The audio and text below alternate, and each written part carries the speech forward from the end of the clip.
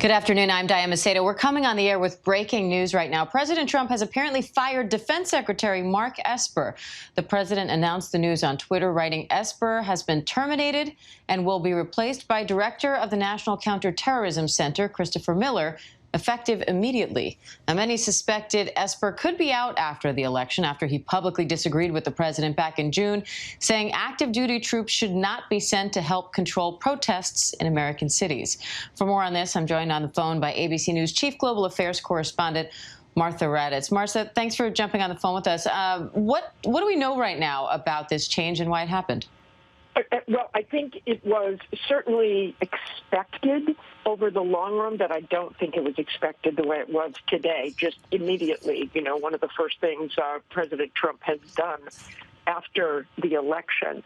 But Esper did have, for many months, a letter of resignation ready to go because he feared he would be fired.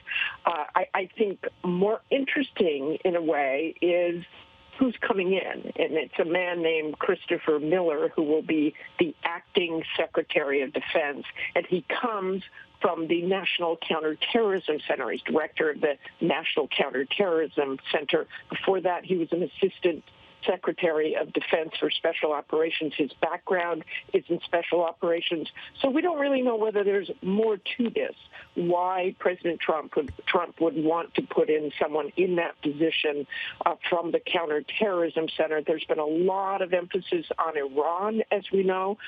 Secretary Pompeo, the Secretary of State, wants to put more sanctions on Iran, more and more and more, leading up to January 20th. So I find that one of the most interesting things, the person who they are putting in, because he easily could have transferred in the Secretary of the Army or one of the other civilian secretaries to that position, but instead taking someone from the Counterterrorism Center, who has only been there since August.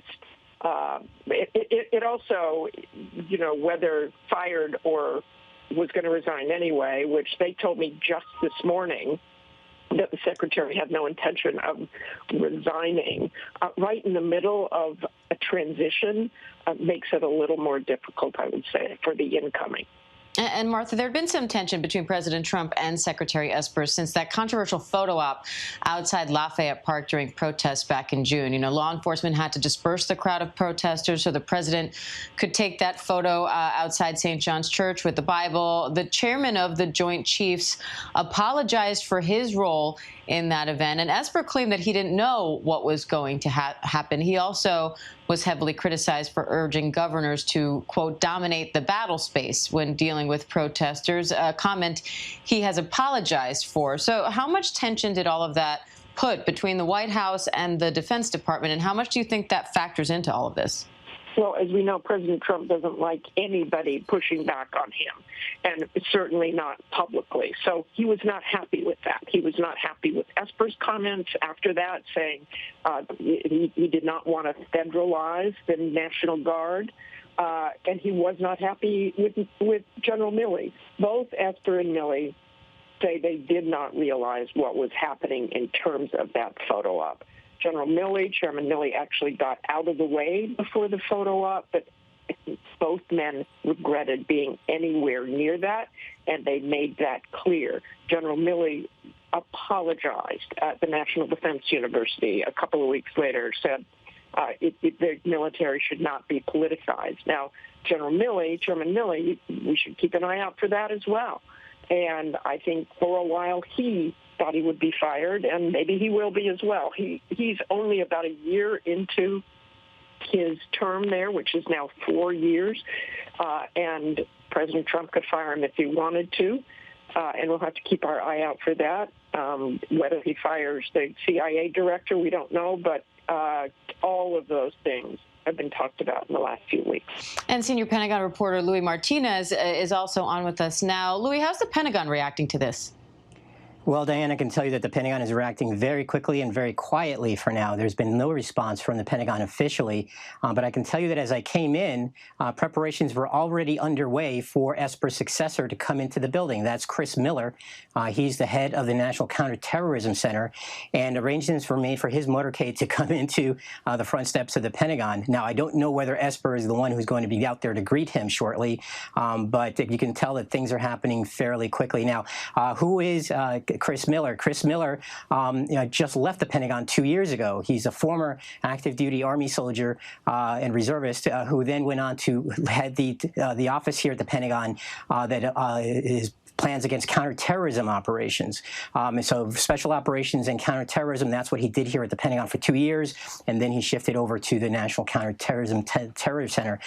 So he knows the building, and so he's going to be a familiar face for some. But again, let's remember, we're talking about 2.5 months here that he's going to be the acting Secretary of Defense at a key time during this transition when you're going to have presumably Biden administration officials wanting to come in here to get read in on what they need to know when they take over, because when the new president is sworn in on January 20th, the entire government shifts over as well to the administration, and they don't want to have any gaps in national security. And Martha, what do you think this means for troops serving overseas? I think that continues on just as it is. There's a chain of command in place. I don't think that will be interrupted. I think that they are the last people who will be affected. But in any transition, there is always some hesitation, and now what happens next and what happens here. But I think the troops are okay. It's just that transition that Louis and I both talked about that is so key, and getting that new team in place and getting them read in. Obviously, President-elect Biden has been in the administration, and before as vice president, he's also a foreign policy expert, and the people he will bring into the Pentagon, I'm sure, have vast experience in that building. So this is a bit of an unusual move that you fire your Secretary of Defense with just 2.5 months left to go. And Louis, what does this do for that transition? Well, there's no doubt there's going to be a gap because Esper is the one at the very top of all this, of the Pentagon operations. And obviously, he's going to know exactly what's going on where in terms of big issues. His deputy is David Norquist. He has been around for quite some time. He's the one that keeps the trains running, if you will, here at the Pentagon. But Esper truly is the one that has all the relationships inside the building, and he's the one that has the relationships outside the building. So he's going to know much more, I think, on the operational side than Norquist does, who's just going to be the day-to-day administrative role here. So I think that there will likely be some kind of an impact during that transition. But don't forget, it's also lower-level folks that we're talking about. The really key folks are the ones at the lower levels, and they're the ones who do all of the work here at the Pentagon. And the transition teams normally do their work with the lower-level personnel, making sure that the staff work is done so that when the political appointees come, they fall into place. But for now, I think it's going to be, at least because Esper is going to be leaving, because he has that institutional memory for whoever the new Secretary of Defense is going to be. I think that it will be a slight gap there for sure. All right, Martha Raddatz and Louis Martinez, we appreciate it. Thank you both. Hi, everyone. George Stephanopoulos here. Thanks for checking out the ABC News YouTube channel. If you'd like to get more videos, show highlights, and watch live event coverage, click on the right over here to subscribe to our channel. And don't forget to download the ABC News app for breaking news alerts. Thanks for watching.